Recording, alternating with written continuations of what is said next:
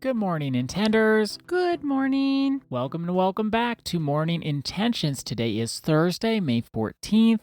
We're deep in a discussion on attachment, detachment, and non-attachment and how that relates to our theme, living a heart-led life. I want to just dive right in today because my mind has not stopped being blown from what you were sharing yesterday, Annette. What blew your mind? I've been trying to figure this out, but I didn't want to talk to you away from the microphones. What blew your mind about that? I'm glad you saved it for the podcast, which is what we tell each other sometimes. Save it for the podcast. What blew my mind is when you started at the end talking about this transition that we can make from attachment to detachment. They're not separate things. They're related. They're very much related. And that is what I've learned through my own experience, to be intentional with that self-awareness. And also as an observer, whether it's observing someone, sometimes even like on Instagram or YouTube, you'll be listening to a talk and you can see how someone has an attachment, either judging themselves or judging somebody else. Or you can clearly see where someone has gone to the detachment space. And I don't know if it's always correlated, where someone has had challenges with being attached, so then they will eventually get to this place of detachment. But it is an experience where someone puts their whole heart into life, and then it doesn't turn out the way they want it to turn out. And then they just say, well, I don't care. I think that's what happened to me. I think it is what happened to you. That's what blew my mind. I had never heard that. I always had thought of them as two completely separate experiences. Overly attached, and I'm adding the overly. It's really just attachment. And then there's the detached. I don't care about it. I don't care what happens. And very disconnected.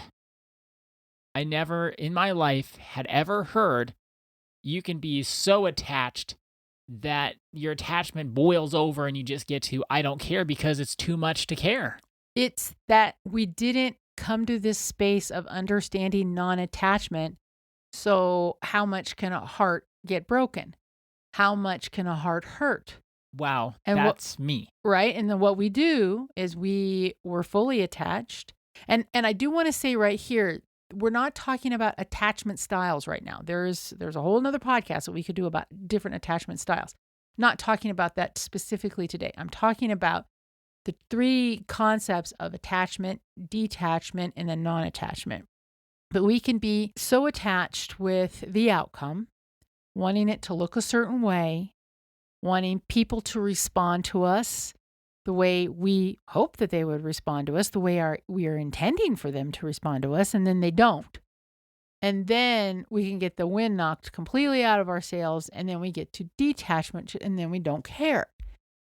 But what I'm learning at this stage of my life is there's also another very, very beautiful place to live. And that's the place of non-attachment.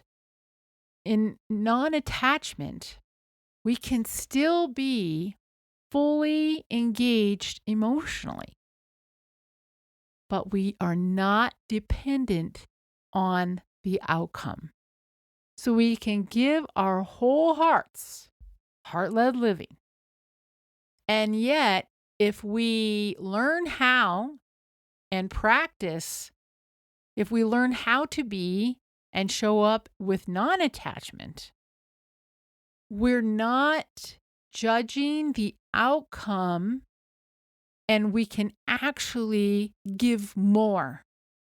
We have more energy. We have more love. We have more in it, because how it ends up isn't really what we're paying attention to. I have this little mantra that I've been saying to myself. I have it written down in my journal. I have it written down in little spaces where I look. I'm doing my best and I release the rest. Or I've done my best. thinking about past relationships or past experiences, and I release the rest. I'm telling you that I have felt more peace. Remember, if this is a mile-long road, I'm on the first quarter mile. I'm on the first quarter mile because I now understand attachment, that I'm attached to the outcome. I think it should be a certain way. I also know that for me, I don't want to show up in this world detached. That is not what I want to do. But I also want to be able to give my heart fully. The only way I have learned that I can do that if I'm not attached to the outcome. And so what non-attachment looks like for me so far, a quarter mile down the road, I can be fully in. I can give all of myself to whatever it is, but also, little parentheses here, I'm also much better because of the high functioning codependency work that I've done. I don't overgive. When we're coming from an unhealthy place, we can overgive. I don't overgive, but I give what's true for me in my heart. I care. I don't really think about the outcome, or if something happens and the outcome isn't what I had hoped, I'm trying on this little procedure within my mind. I review what I believe happened with the other person. If it involves somebody else or if it's just me, I'll review what happened. I will not attack myself and judge myself. I might ask myself, well, what could I have done differently? What could I have done better without beating up on myself? And then I'm willing to just stay with that and say, whatever comes next, I want to show up with my top 5 values, and I'm not going to worry about the outcome. My values are really important on this: kindness, consideration, respect, integrity, and hard work. Living from my values, then, if I'm true to my values, I'm practicing not being concerned about the outcome. And the more I practice this, the easier it gets and the better I feel. So there's 3 questions. If this is resonating with you, there's 3 questions that might help you when you're trying to shift from attachment to the outcome, then to really intention and effort. Really, that's what it is. You have an intention of sharing your love, being heart-led, and you're going to put in your effort, but you're not going to be attached to the outcome. You can ask yourself 3 questions. If something occurs and it's that old familiar, okay, now I'm going to attack myself, I'm going to question myself, I'm going to judge myself, I'm going to go into judgment about the other person, you can ask yourself question number 1. Did I show up with integrity? That happens to be one of my top 5 values. Did my words and my actions match? Another way you could say that. Did I act in alignment with my values? And if you didn't, you didn't. You're just trying it better next time. You don't have to go into judgment. And then, did I give what I truly had to give? These are the things that we can control. This is what we can be concerned with. But we can't be concerned with the outcomes because the outcome is always a co-creation, right? The other person has to do their thing in it. It's out of our control. It's out of our control.